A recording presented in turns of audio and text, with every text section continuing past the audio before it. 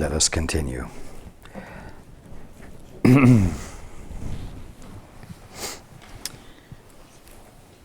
I have spoken of different symptoms, and at that level there is almost endless variation.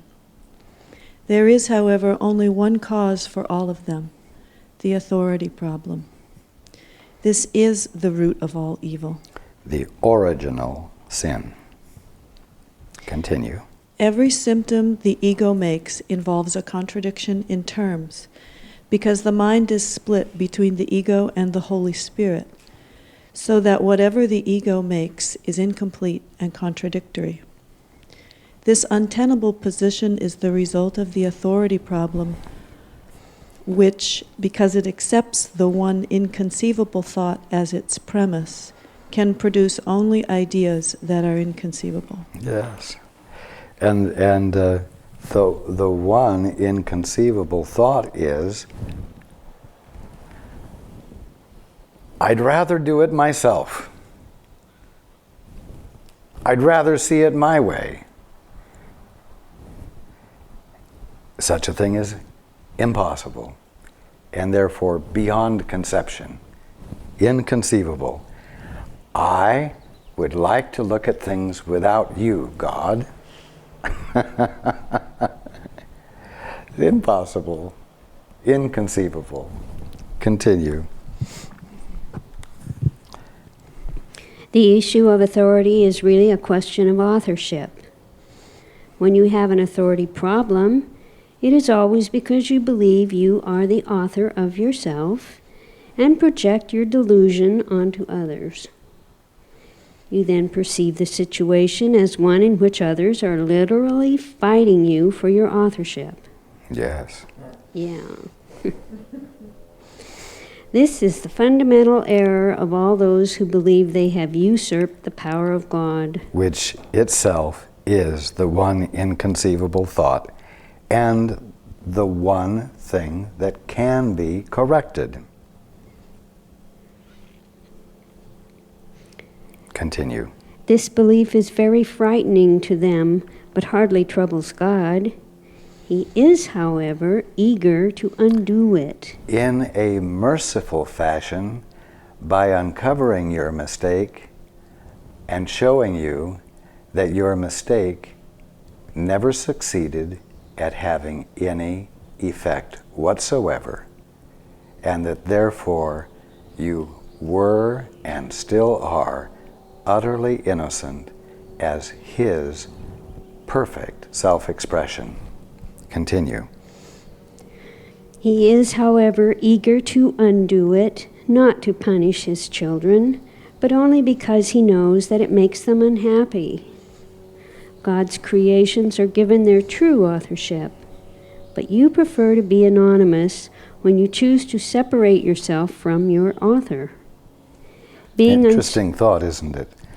That when you choose to stand on your own, you become anonymous. No name. No name, no presence, no real presence of your own.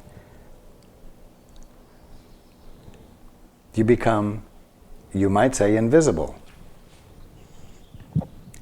a non-entity.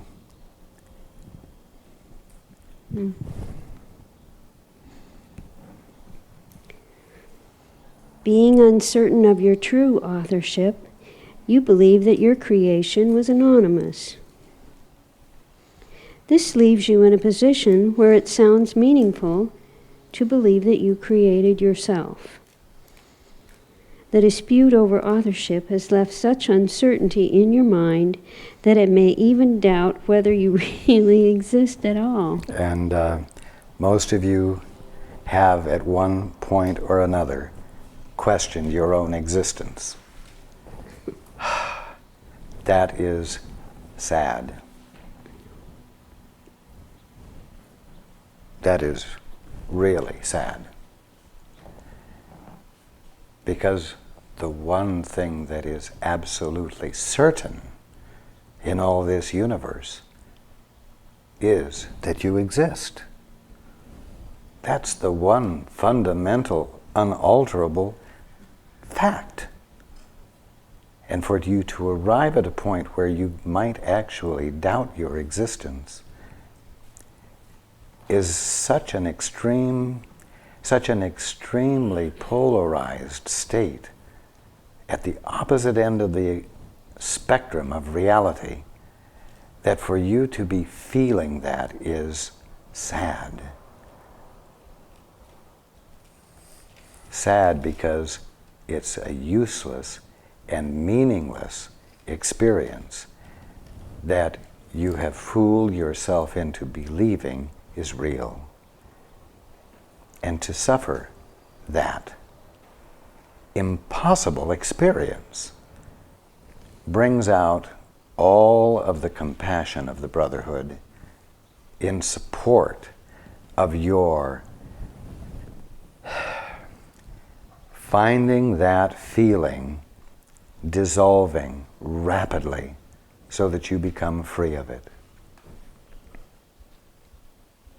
You have no idea. All of you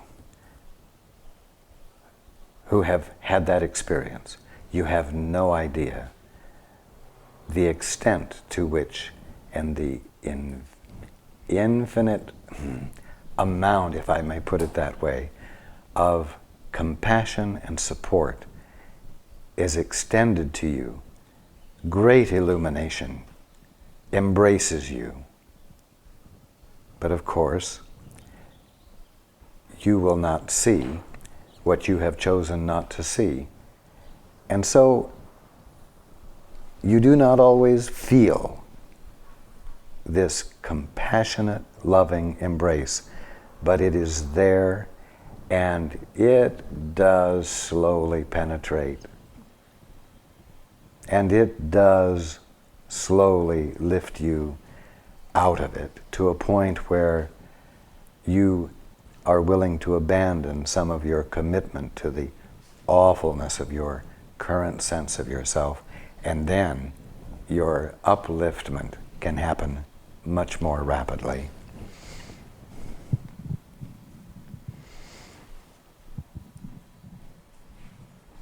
Continue.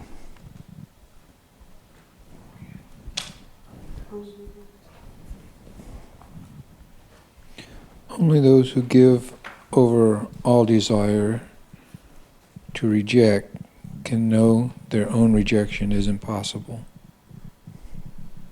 You have not usurped the power of God, but you have lost it. And you think you have usurped the power of God. Continue. Fortunately, to lose something does not mean that it is gone. It merely means that you do not remember where it is. Isn't that wonderful? A simple clarity. Fortunately, to lose something does not mean that it has gone. It merely means that you do not remember where it is. In that realization, it's easy to bring your curiosity into play and not get stuck in the lostness of it. Continue. Its existence does not depend on your ability to identify it or even to place it. Remember that it is referring to the power of God. Continue. It is possible to look on reality without judgment and merely know that it is there. It is possible. It is possible. It is possible to look on reality without judgment. It really is. Continue. Peace is a natural heritage of spirit. Everyone is free to refuse to accept his inheritance, but he is not free to establish what his inheritance is. So you all have an inheritance. Wouldn't you love to know what it is? You're not free to choose what it is, but there is one. There's a birthright that is here for you. And all of your personal, private, prized authority blocks you from experiencing it. And all I'm doing is trying to inspire you to become curious about what your birthright is, so that you will value opening up to it more than holding on to your mutually agreed upon definitions, your sense of personal authority. Continue. The problem everyone must decide is the fundamental question of authorship. The one and only question, really. Continue. All fear comes ultimately, and sometimes by way of very devious routes, from the denial of authorship.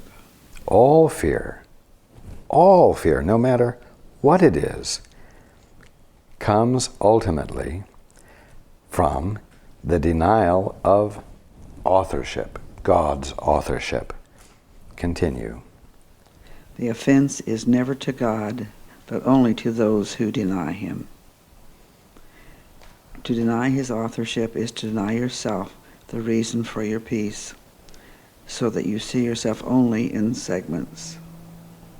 This strange perception is the authority problem. This strange perception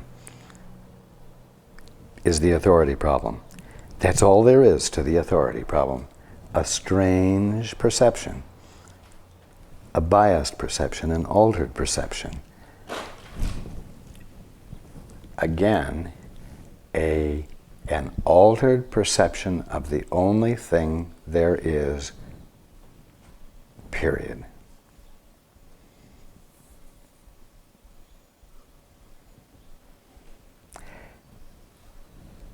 Don't pride yourself in some capacity you think you have to alter or bias or twist the experience of reality.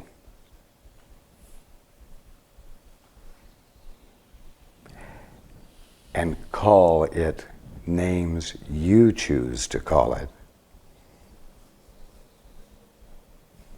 And create ways to be within those definitions that give you a sense of authority independent of God.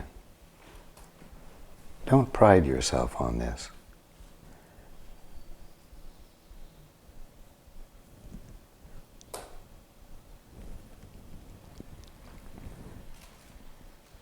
That's not what your mind is for, and that's not your mind's function. And no matter how real you think the results of doing it are, they are not real. And your commitment to their reality constitutes a form of insanity.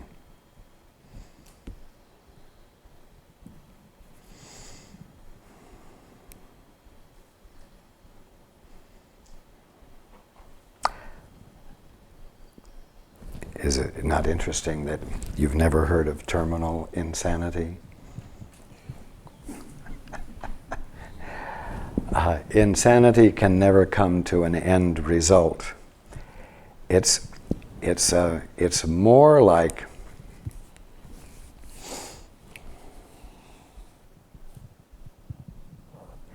I'm going to put it this way. It's more like what the world looks like when you are looking at it while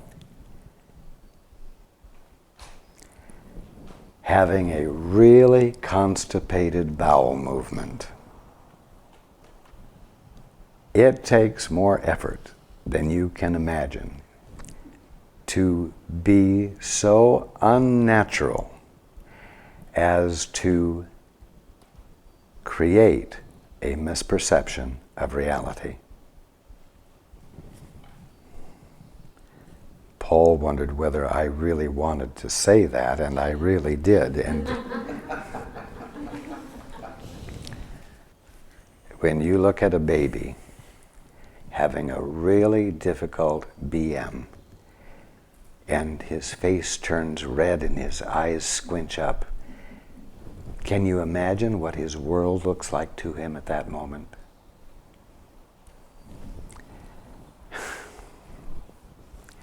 When you are going to the effort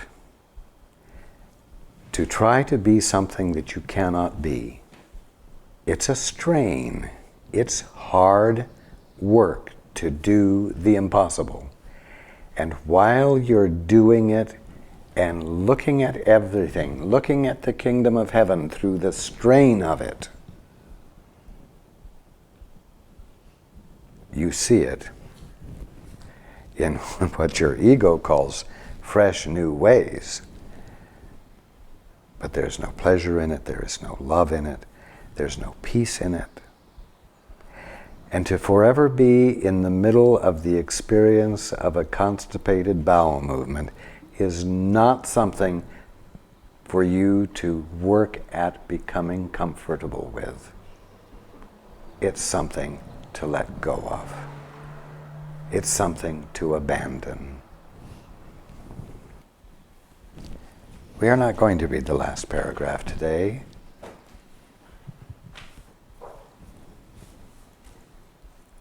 I want to leave it today just exactly where we've left it, so that you might be with it.